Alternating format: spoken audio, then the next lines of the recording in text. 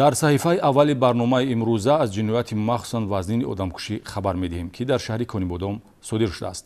Дар натиҷаи пайгириҳои оперативӣ ба хотири пайдо кардани шахси бедарақшуда Зиёваддин Кимсанов маълум гардид, ки номбурда дар қайди ҳаёт нест ва марги маҷбурӣ ӯро абадан аз ҷомеа дур сохтааст.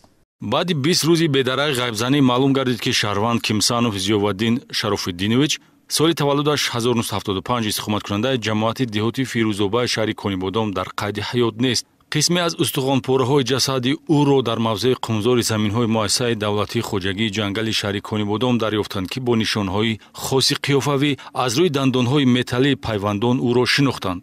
ташхисҳои соҳавии гузаронидашуда низ вобаста ба ин ва дигар далелҳои шайъӣ дарёфтшуда шахсияти ҷасад ва марги маҷбурии ӯро маълум кард. чӣ гуна ва дар кадом шароит одами солим санаи 3 июн аз хона баромада бедарак шуду ҳаёти ӯ ба мамот табдил ёфт. аз саволи сарбастае буд, ки кормандони мақомоти ҳифзи ҳуқуқ посухи онро дар натиҷаи чорабиниҳои оперативӣ ҷустуҷӯӣ, амалҳои тафтишотӣ ва ташхисию криминалистӣ ошкор сохта, гумонбарони эҳтимолӣ шаҳрвандон Раҷабов Аюб Шаропович соли таваллудаш 1975 ва Юсупов Мансур Юсупович соли таваллудаш 1964 истиқоматкунандагони ҷамоати деҳоти Фирӯзобаи шаҳри Конибодом аз кардаи худ нишондод доданд. моҷаро барои тақсимот ва истифодаи оби полезӣ ягона сабабе мебошад, ки барои содиршавии ҷинояти одамкушӣ замина гузоштааст. пешаш кардед задид, тиқаш кардед? чанд маротиба задид? дутта задам. ду бор задид. баъди ду бор задан чӣ шуд? баъди ду бор задан вай карду, бо ман ба ҳамла кард.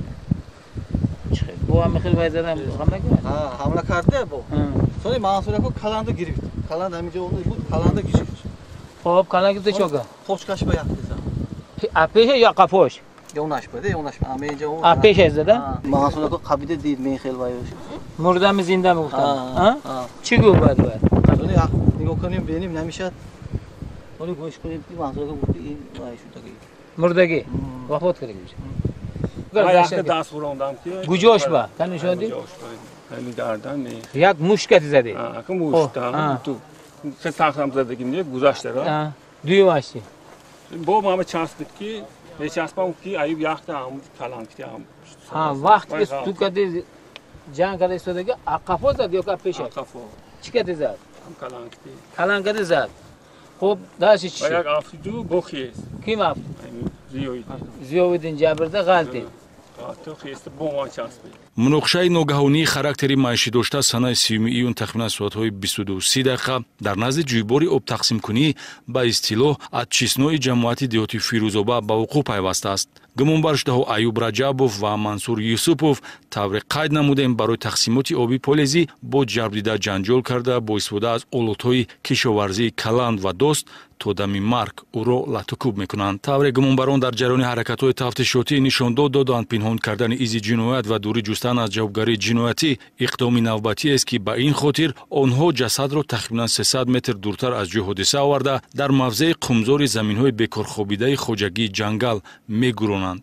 ин ва дигар эҳтиёту пинҳонкориҳо ба мисли нест кардани олоти истифодашуда доғи хунӣ дар масири ҷиноят гузошта дар назди касбияти кормандони ҳифзи ҳуқуқ натиҷа надод. мавзеи мазкур, ки макони гаштугузори сакони дайду аст, ҷасади гӯронидашуда тӯъмаи онҳо мегардад ва баъди дарёфт шудани боқимондаи устухони ҷасад ҳақиқати ҳолро кормандони оперативии мақомоти милитсия ва прокуратура ошкор сохтанд. یعنی برای آب آمده بودیم اونجا هر دوش جنجال کردن برای آب آبی وای که شده گرفتگی بود чукуре ки ҷасадаш гӯрониде пештар буд ё аз аввал то охир худатон омода кардедам? من تاشی نمیدونم ایوب آمده کافته من اونجا بودم سانی گفت که آمده کافته شدم سانی ما آمدگی نمیدونم چقدر کافتگی بود یا نبود یا خودش کافت بعد صادر کردن جنایت پگاهش سحری اومده خبر گرفتن جای بود برای چی بود؟ همین برای اون پولای وای کردن برای این جنایت نیست کردن همین خیلی وای بخواد بود از ما دو کس اگر وای نکرده که مونده ما زده وای میکرد ما این میکرد ما خیلی باشه وای دستش که زده است شما وای کردی کلان کردی ما یب کردن نتونستیم وای بخواد بود ما یب کردن نتونستیم وای میدونید که آینده مردنش ممکن بود شما یگان تو نه کلان نه یک چیز نداده شما این خیلی کردید اكون مو ترسیدیم همین وقت بعد ترسیده همین خیلی خورد سبب جسد گور کردنتون چی بود؟ همین ترسیدیم که نفهمد هیچ کی گفته همین وای کردیم همین کارو.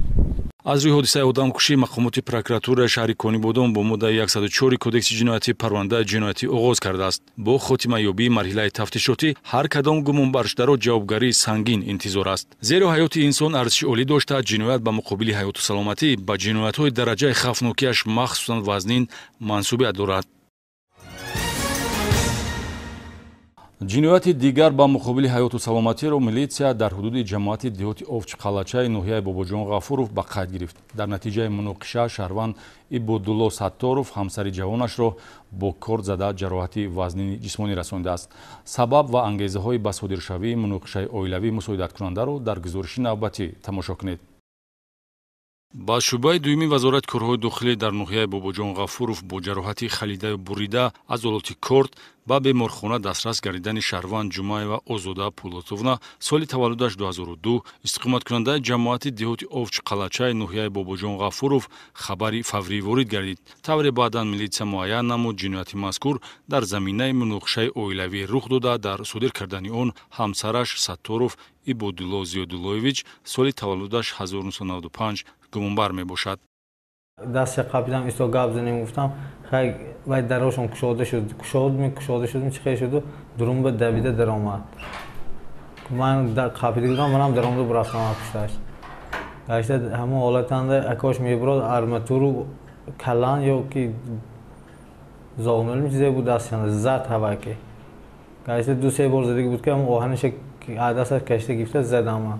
گشته باید همون کلاندش که زدگی بود که من کیلن بریم برآوردم و پیش که کیلین قفاش ما تیل داد و برانس کردم در همون حالت با یک دیگه کلان که پشتم زدگی بود که غلطیدم همونجا کد دیدم برای خودم ایمای کردم اکون کد خپیدم من کد گفتم دست چپم که برامده استمگر همون جنده با چخه شده عدراشون برامدم پیش با خودم غلطیدم کیلین غلطید گشته اکاش با همون جنده کلان که زدن گفت همکاش گفت که پتا کلانده گفت من گفت که کد پتا گفت من مایلش وای کلاند پتا من می پتا گفتم همون وقتنده ارماتوره غرون اکاش طرفی من غرون گشته من خم شده بودم که همون حالت نمی در حالت غضب زدم اونم کد زدم.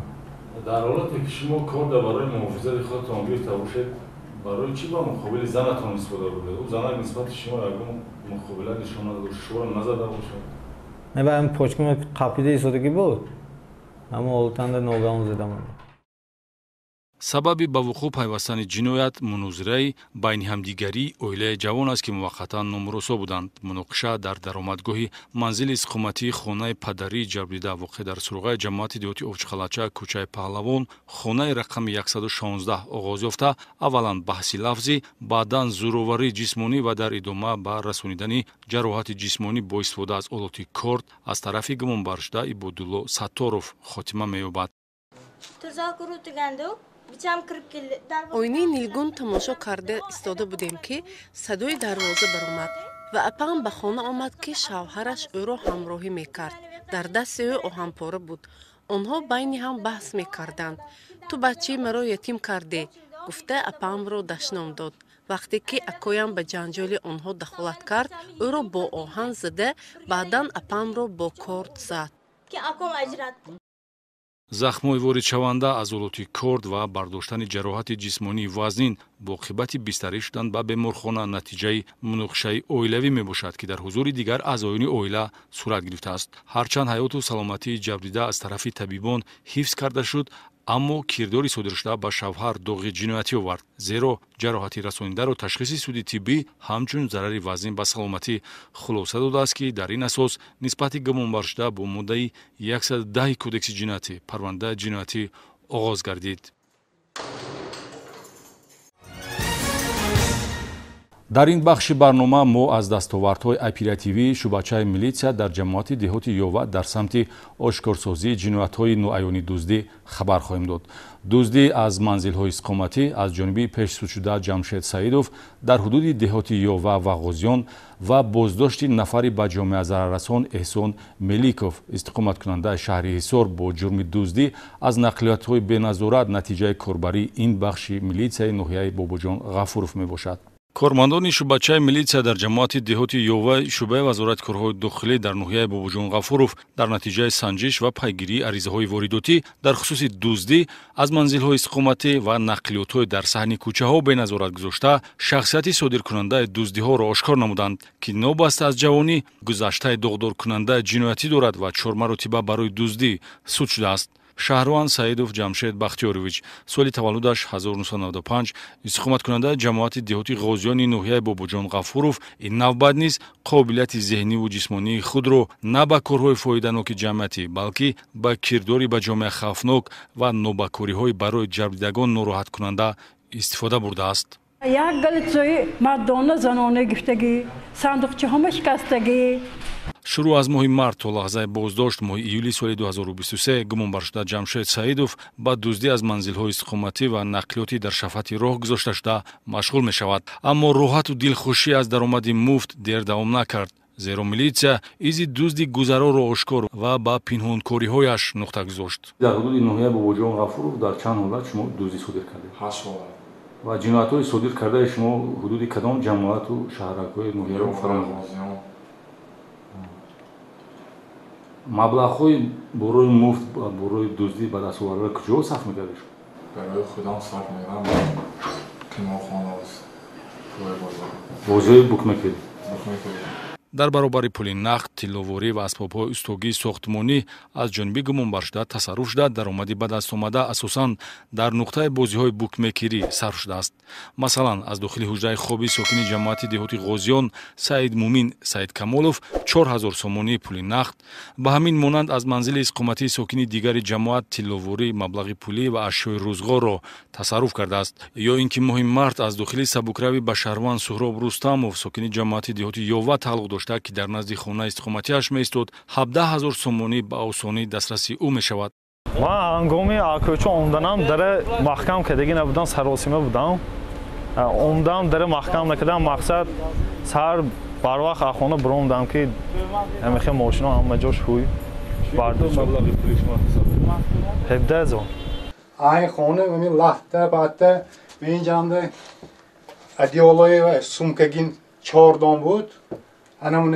این حال در اساس دلیل‌های جمع‌آوری شده 6 لحظه دزدی از جانب گمانبر شده سعیدوف صادر شده تصدیق گردیده نسبتش پرونده جنایتی آغاز کرده شده است.